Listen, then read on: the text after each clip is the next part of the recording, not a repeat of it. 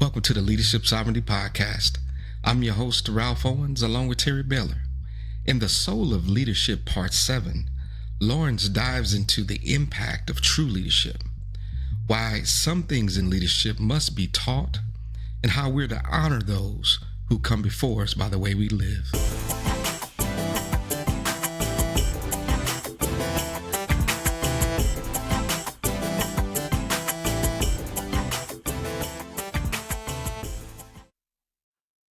So you know what? That's awesome because one of the things that I wrote down this morning as I was thinking about this show, and I think this is a great segue into that. And you can answer it how you choose. With the legacy of leadership that you've seen, right? This kind of goes back into your previous point about just because you've been around it doesn't mean you can do it.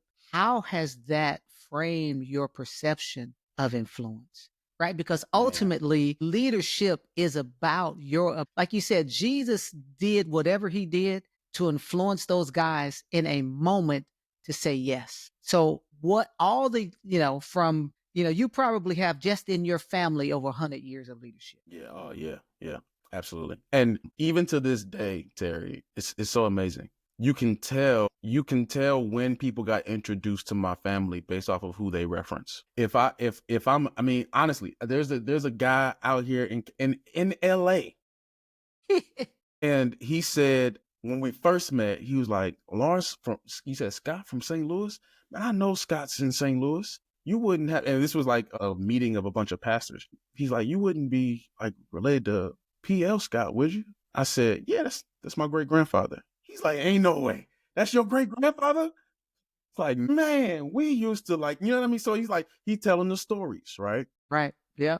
Which I believe this is also a great marker of influence and leadership as well. Not just being able to say the things you've done, but when people can tell stories about experiences from the things that you've done, that's big. I don't just say like, man. So for instance, right, one of the things that happened in St. Louis was my great grandfather had two church buildings right in opposite corners of each other, and he built a crosswalk, a skywalk in between That them. was And huge. it was huge, right? You had It people was. traveling to St. Louis to see the chapel in the sky, right? Like Mhm. it was this thing, right? And it wasn't just people being able to say, like, I hardly ever hear those stories, Terry. So I don't hear stories about what he built. I hear stories about who he was. There was one guy who came up to me. He didn't tell me the story about, and he was a guy who helped get the chapel built in the sky, right? He didn't tell me those stories. He said, man, I used to pick your grandfather up from his house and we would drive around St. Louis. He would leave the house with $5,000 in his pocket. And by the time we got home, it was all. Wow. And he said, and I told him, I said, why, Bishop, you don't need that much money. Why would you carry that much money around the city? That's dangerous. And his response to me was, the needs are great. He went out into the city to serve people, right? Like, Yeah. that's the marker of great leadership and It service, right? is. It is. It But is. here's It is. to go back to your question, right? These are the stories of influence and leadership that people are telling about him. And I can always tell what part of my family you've encountered with, right? It's like, I never met my great grandfather. He died 5 years before I was born. But I would go to school in like middle school and high school. This is when like my grandfather was on TV. And people would be like, man, I saw your grandpa on TV. I'm like, okay, that's cool. You know what I mean? Like, so I was always surrounded by this. Now watch this though. There were certain things that my great grandfather did that my grandfather saw, but was not taught. There were certain things that my grandfather did that my father saw, but was not taught. There were certain things that my father does that I see, but am not taught. So some things are taught, other things are caught. But there's certain things about leadership and influence that must be taught. This is how you do this. This is why you do it. Now, understanding this, when you deal with legacies, you have to understand that my great grandfather was a giant, but he wasn't God. He made mistakes. That's good, bro. And certain things that he built were built on shaky foundations, right? Because he was limited in his capacity and his exposure. So I tell people this all the time. If you're going to stand on the shoulders of giants, you better make sure that whatever part of that shoulder you stepped on is solid. Because this is the giant and they not perfect. So I love what you're saying, man, because and partly this is I'm gleaning from what you're saying, bro, for on a serious note. My follow-up question to that was, in succession planning, right? Because that's what we all have to do as leaders. And now there's also corporate aspects, right? Corporate leaders, although we're talking in spiritual concepts and things of that nature, Mhm. it's still the same, right? Because Yeah. Lawrence has already laid the groundwork that corporations have a soul too. So it's Yes. still all the concepts apply. Yes. And so in this succession planning, my follow-up question was, as you become exposed, right? We're in these opportunities, West Point, you start to learn different aspects of leadership. You went to theological seminary, learning a deeper depth on the understanding of the Word of God. When you find the gaps, how does that frame your leadership? And how do we still move forward and can still honoring the legacy of what we were built on and the shoulders that we're standing on? And or let me change some of the terminology. Our mentors or our sponsors in corporate America, and maybe they've done something at some point that wasn't the best decision or the best way to handle people, but they helped you.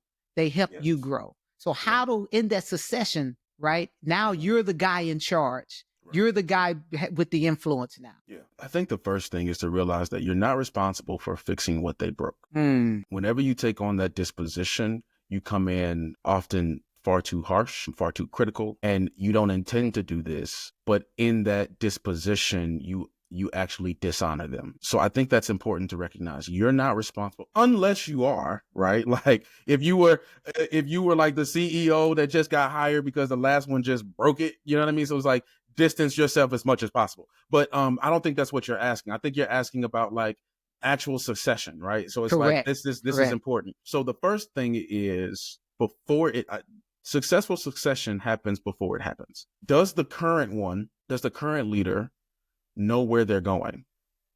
Or are they just stopping? And this is important. In the exception of death, leaders have to have a next thing to do. If they don't, then you won't have the level of freedom that you think you'll need in order to really accomplish what you need to accomplish. So let me make sure I'm hearing what I'm hearing. That leader has to be going somewhere. If they've Yes. planted their stake and they're saying, this is it, I'm dying in this post, you're done, basically. You're done. Yeah, it won't work. And the reason it won't work is because, and this is something that did not happen between my great grandfather and my grandfather, because my great grandfather died and then my grandfather took over, right? Now they had in the succession planning, they had the documents that said in the event of death, this is now the next leader, right? It was different though for my father and his father. My grandfather gave it to him and said, you got it, right?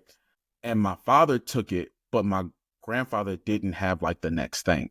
He was still very much involved. And my father wasn't as free. Well, I won't say that. He was as free as he needed to be. He didn't feel as free as he needed to feel in order to really do some of the things that he wanted to do then.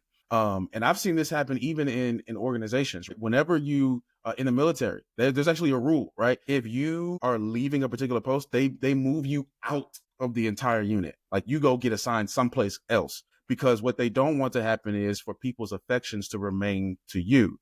Where it's like, instead of going to the person they need to go to, instead of following the systems that you've implemented, people are still following because they feel like, and this is normal, right? We all have our ways in which we Yeah. connect to folks. Yeah. It's Yeah. normal for us to say, man, isn't it so wrong that like, they have to watch things go differently, right? So we feel a way about that leader. So we want to honor them, but in so doing, what we're actually doing is holding back the built upon legacy of that leader.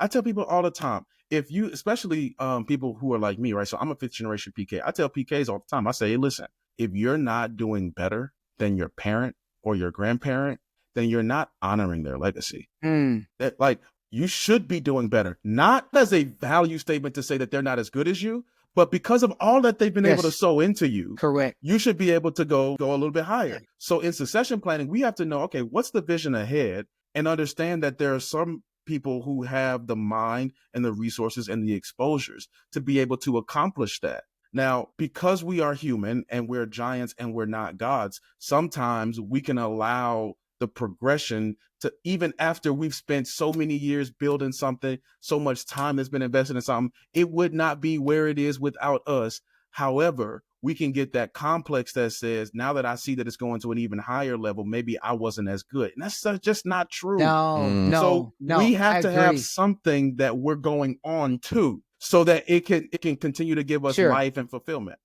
Thank you for listening to the Leadership Sovereignty Podcast. If this content blessed or helped you in any kind of way, support us today by subscribing to our YouTube channel, clicking the like button for this episode, and sharing this content with others that you think it will help. Until next time, stay safe, peace, and blessings.